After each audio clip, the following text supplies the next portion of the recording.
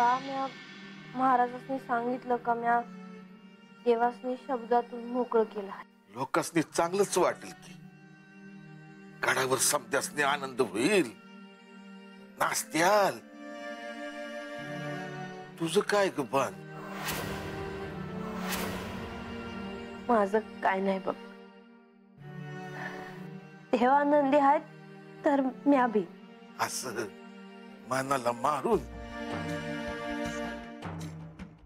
बाहेर आता नगत इशे आणि आता तू बी जुनं काय बाय उगाळत बसू नकस. म्या माझ्या मनाची समजूत घातली आहे बघ. देव काय म्हणलं? हे काय म्हणणार बा? आता थांबतो असं नाही म्हणलं देव.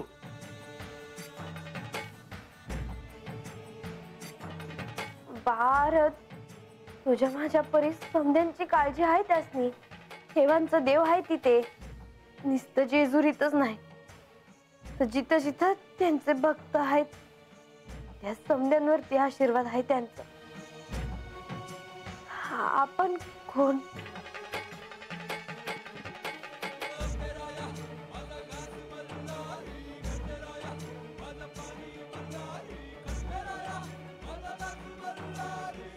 मोठ्या धीराची आहेस का तू? पण तुझ्याकडे धीर माझ्यात नाही. बघ असं काय झालं ना की माझ्या मनाला लई त्रास होतो. नाही बा, आता असं खचून नाही चालायचं. आणि त्यापैकी देवासनी वाईट वाटलं ना तर मलाच नाही आवडणार ते.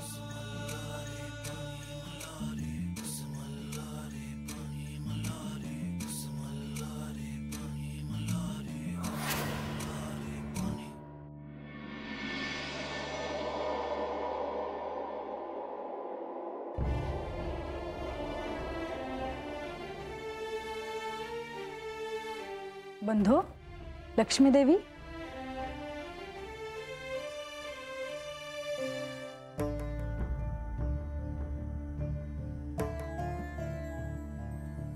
म्हाळसा, आम्ही तुम्हालाच भेटायला येत होतो. मला? आणि ते का? त्याचं उत्तर तुम्हाला हेच देतील. देवी, मी ह्या आधी तुम्हाला आश्वस्त केलं होतं की सुयोग्य तिथीला हे गडावर येतील. आणि मी आता तुम्हाला तेच सांगायला आलो आहे की तो क्षण आला आहे. हीच ती तिथी आहे देवी. खरं सांगताय तुम्ही? हो म्हाळसा, आजचा दिवस विशेष आहे. ह्यांनी सांगितल्याप्रमाणे तुम्ही आजच्या तिथीला जर गड उतरून श्री खंडेरायांना भेटलात तर ते तुमच्यासोबत नक्की परत येतील.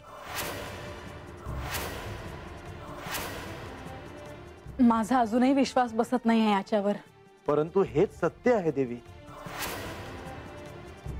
अहो अहो सेनापती. राघोबा, अहो अहो अरे राघोबा, अरे झालं काय बाबा? वाईस दम खा जरा. अहो पर जे काय ऐकलं ते खरं आहे का? अरे पर काय? हेच की देवी खाली जायला निघालाय ती म्हणे. होय की, मग त्याचं काय?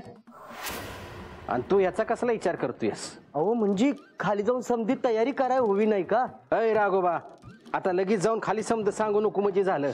अहो पर बानाईसने सांगितलं नाही तर त्या काय म्हणतील? हे बी खरंच आहे म्हणा. हे बघ, अरे तुम्ही जरा दरवाजावर उभं राहा. जावा जावा जर. हा, हे बघ राघोबा, आता म्या जे काही सांगतोय का नाही ते नीट ध्यान देऊन ऐक. देवी गडाच्या खाली चालले आहेत. कशासाठी? तर देवासनी वर परत घेऊन यायला चालल्यात. तवा ही लगेच खाली जाऊन सांगू नगस. होय.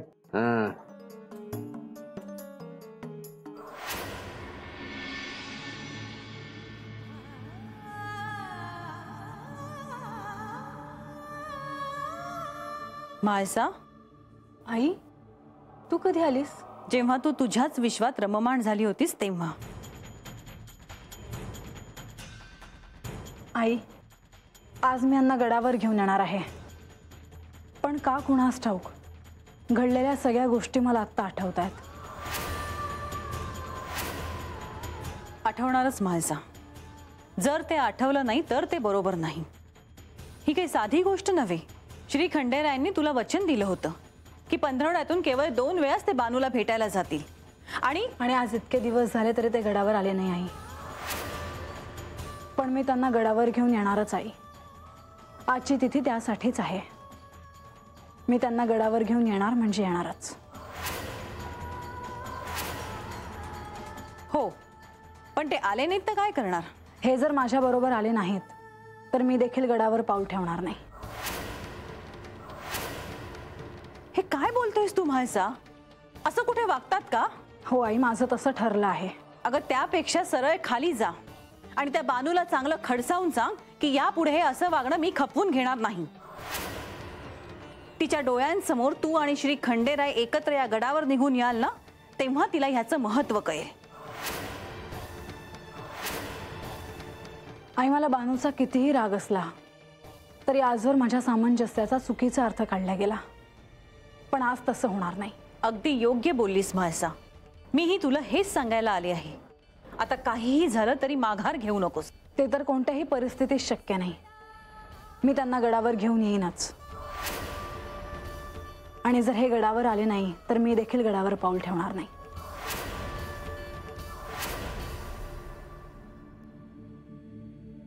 शिव शिव शिव मल्हार सदा शिव. शिव शिव शिव मल्हार सदा शिव. अशामेळ, बानू, आता माझी प्रस्थानाची वेळ झाली आहे. मला जायलाच हवं.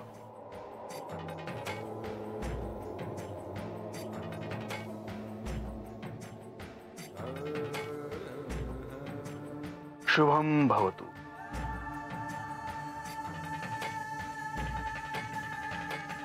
बानू, मी इथे असताना तू माझी जी सेवा केली आहेस त्यावर मी प्रसन्न आहे.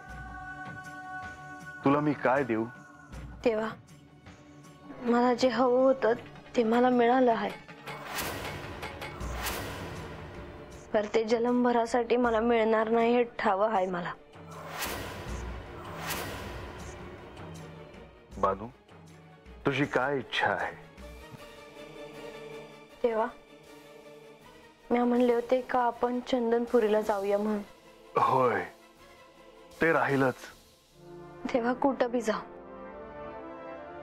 पर दोघच जाऊ एवढीच इच्छा आहे माझी. बर, गडावर यज्ञ झाला की आपण भृगु ऋषींच्या आश्रमात जाऊ.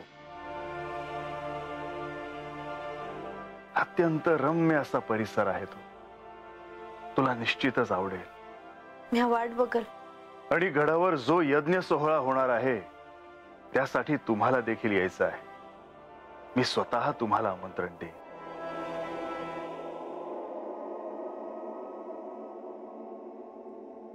देवा, तुम्ही खरंच चाललासा? असा भाऊक नको हो.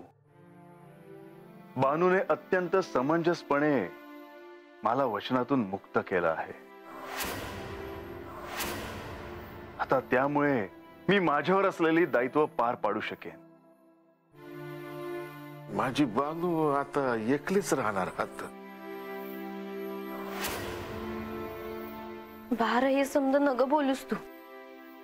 बानू, बोलू दे त्याला. त्याचं मन हलकं होईल. देवा, पुन्हा 15 हात तुम्हाला 2दा यायला मिळेल. पर तुमचं काय काम असेल तर ते बी जमायचं नाही ना? व अशामेळ, 15 2 वेळा मी इथे येईनच. पण तू म्हणतोस तसं जर काही काम आलं तर मात्र मला नाही येता येणार. आणि बानू ते समजून घे. मला ठाव होत का तुम्हासनी हात लय दिस थांबून नाही द्यायचं. आणि तसंच झालं. आता तुम्ही चाललासा तर जाताना तुम्हासनी एक सांगायचं होतं बघा. निश्चिंत होऊन बोल. देवा, माया बानूला तुमची बायको वयाचा मान मिळायला हवा. तसं नाही झालं. लहान तोटी मोठा घास घेतो या, पण रावलं नाही म्हणून बोललो बघा. काही चुकी झाली असेल तर शिक्षा करायची. बार हे काय बोलतो आहेस तू? बानू, अशामेळ, तुला काय म्हणायचं आहे ते मला कळतंय. पण बानू जर एखाद्या राजाची कन्या असती तर सर्वांनी तिला स्वीकारलं असतं. पण बानू तर रानावनात वाढली आहे. सर्वांचा विरोध होता तो पत्करून मी तिच्याशी विवाह केला. ते म्हणजे 2 स्तरातील अंतर जे आहे ते मिटावं म्हणून. अशावेळ बानूला तो सन्मान मिळावा म्हणून मी प्रत्येकाला सांगत आलो आहे. पण एक दिवस असा निश्चितच येईल की ज्या दिवशी बानूला सर्वजण बाणाई म्हणून हाक मारतील.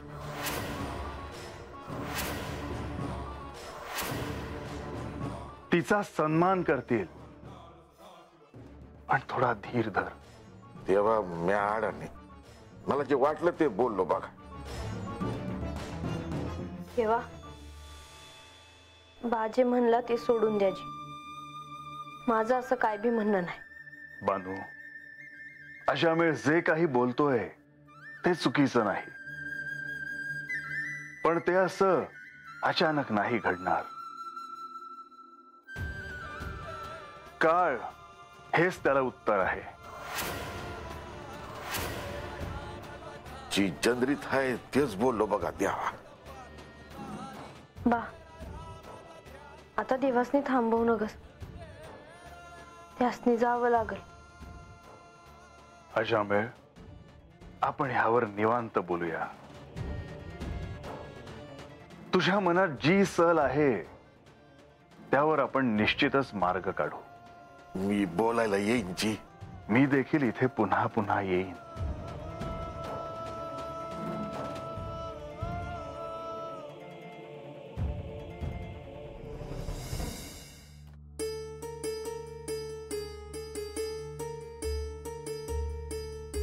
बरं झालं बंधू तुम्ही आलात. आज या प्रसन्न क्षणी तुम्ही बंधू म्हणून मला सहाय्य केले आहे आणि ते माझ्यासाठी अत्यंत महत्त्वाचे आहे. तुम्ही मला सांगितले की हीच ती तिथी आणि हाच तो क्षण आहे. तेव्हापासून माझ्या मनाला समाधान मिळाले आहे. देवी, जर तुम्ही आनंदी असाल तर श्री खंडेराय देखील आनंदी राहतील. मी काही सेवकांना सांगून तुमच्या प्रस्थानाची सगळी तयारी केली आहे. गडाच्या द्वारापाशी मेणा आणि काही निवडक सेवक तुमच्यासाठी सज्ज आहेत. पण मला असं वाटतं की ह्यावेळी त्या ठिकाणी मी एकटीने जाणं जास्त उचित ठरेल.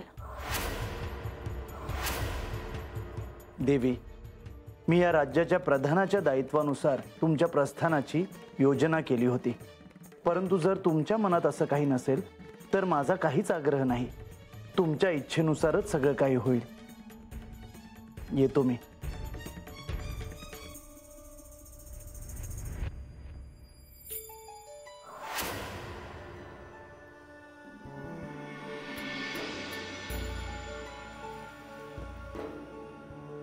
अखेर इतके दिवस मी ज्या क्षणाची वाट बघत होते, आज तो क्षण आलाच. आजच ती योग्य तिथी आहे जेव्हा हे माझ्या बरोबर गडावर येतील.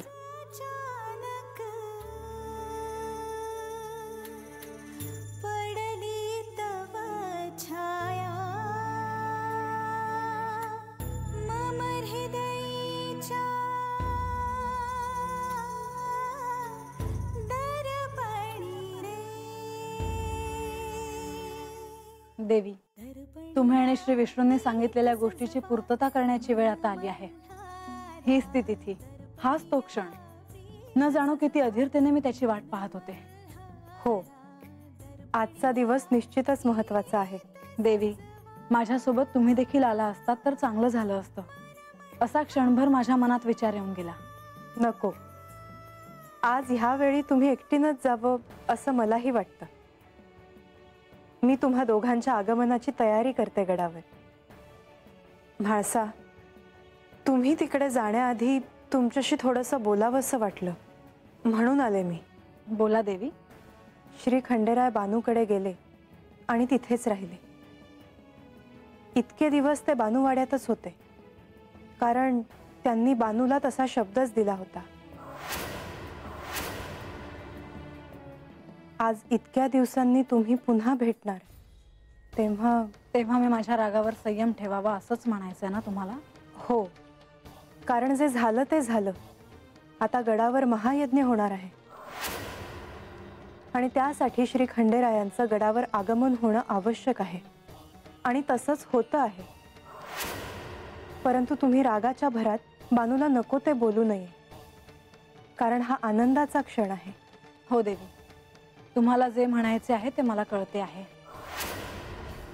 देवी, माझे आराध्यच माझे पती आहेत आणि आज मी त्यांच्याशी काय बोलणार आहे हे मला देखील ठाऊक नाही. पण तुम्ही जे मला सांगितले आहे ते मी ध्यानात ठेवायचा प्रयत्न करेन. ह्या प्रसन्न क्षणी उगाच कुणाचं मन दुखावलं जाऊ नये एवढंच माझं म्हणणं आहे. हो, मी तसा प्रयत्न नक्कीच करेन. येते मी.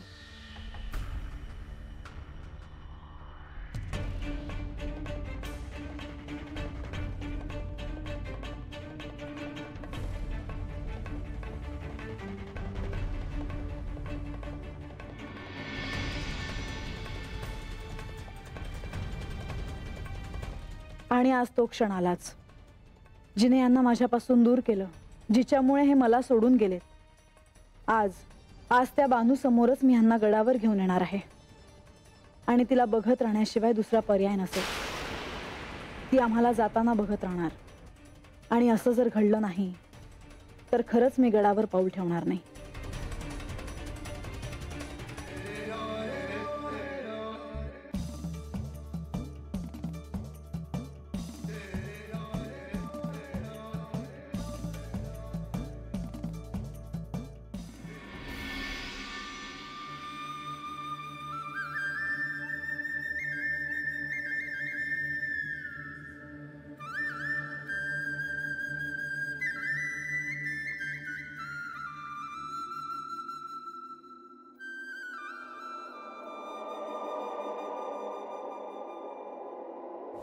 मी म्हणले होते का आपण चंदनपुरीला जाऊया म्हणून. होय, ते राहीलच. तेव्हा कुठं बी जाऊ, पर दोघच जाऊ एवढीच इच्छा आहे माझी. बानू, तू तुझी इच्छा जी मला बोलून दाखवलीस ती माझ्या स्मरणात राहील. गडावर महायज्ञ झाला की मी तुला रम्य अशा ठिकाणी घेऊन जाईन.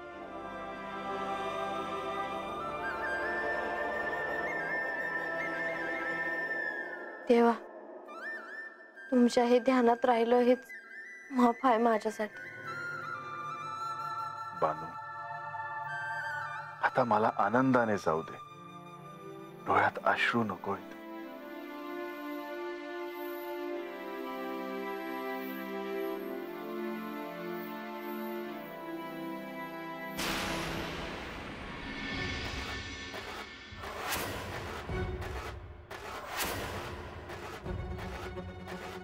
काय दृश्य आहे हे?